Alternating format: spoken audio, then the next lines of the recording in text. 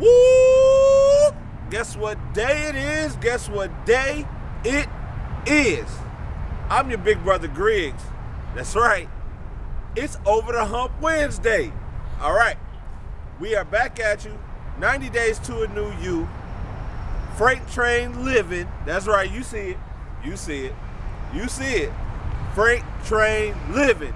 We going through the other side of what it is your desire is. All right, last week we talked about desire. I'm going to get right into it.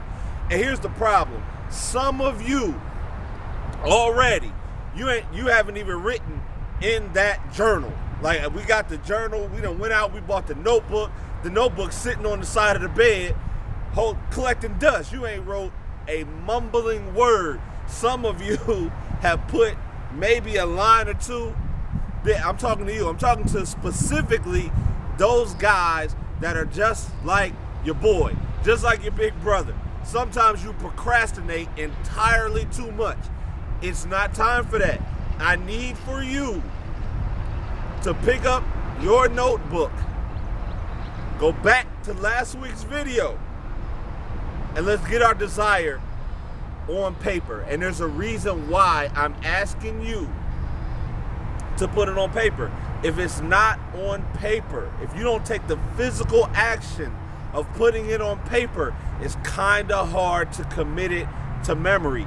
And if you have a destination of any sort, it can't keep changing. Remember what I told you last week. If you're aiming at multiple targets, you will not hit the bullseye on every one. And what we want to do is hit the bullseye.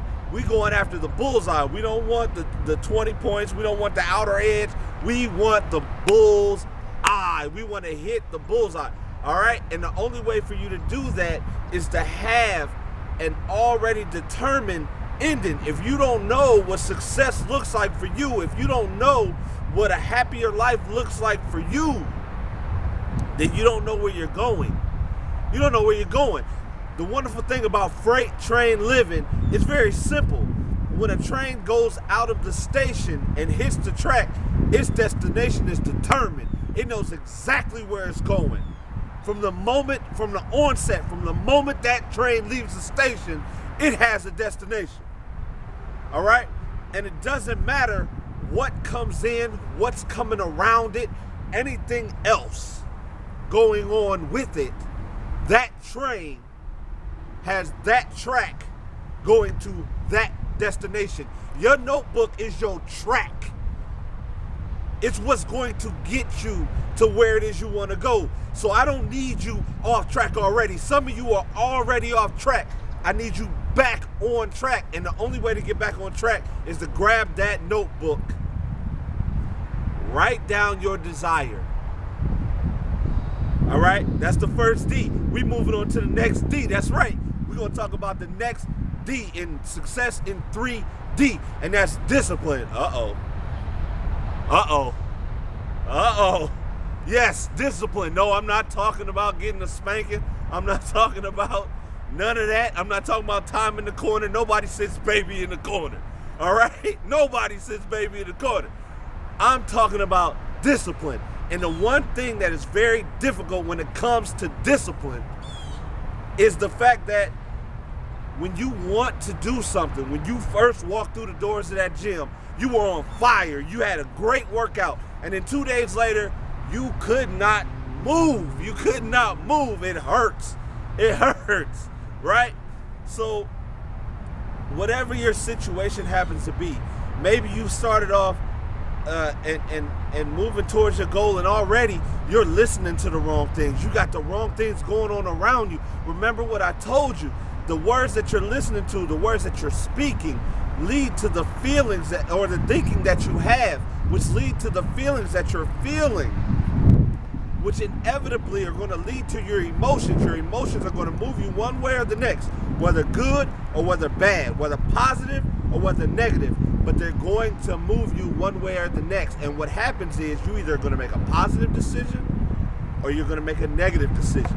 And in that point, you're either going to go from there to a positive action or a negative one. Regardless of which way you go, you're going to have an action that comes behind that.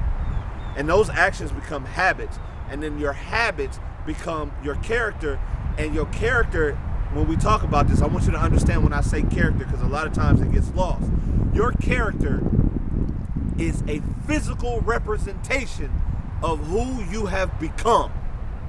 So when you look at yourself and you look at your surroundings, if you don't have the money you want to have, if you don't have the woman you want to have, if you don't have the man you want to have, if you don't have the life that you want to have, what you're seeing, you are an outward reflection of an inner being. I need you to get that. You are an outward reflection. What you see on the outside is a direct reflection of what it is that's going on the inside of you. So if you're all over the place, then your body's all over the place.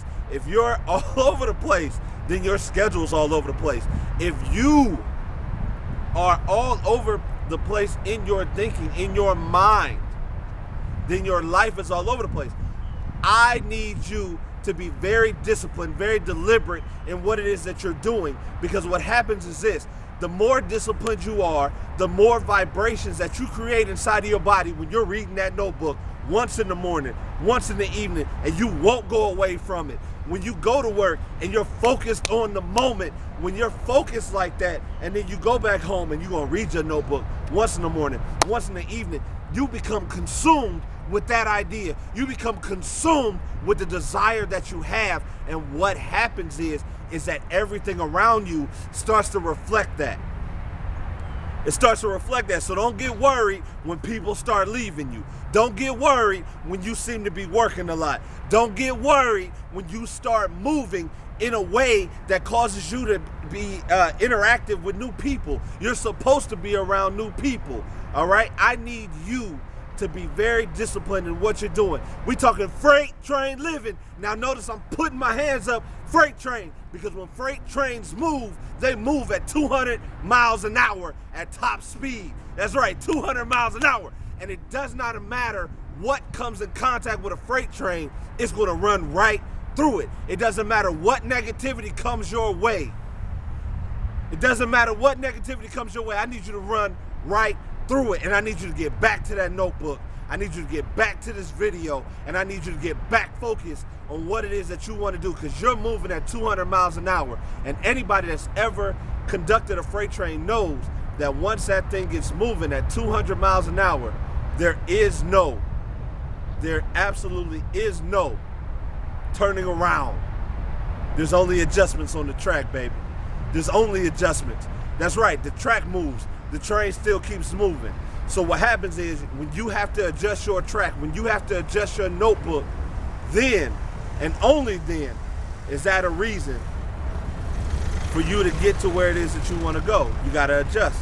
There's going to be adjustments. We got to make the track go this way. We got to make the track go that way.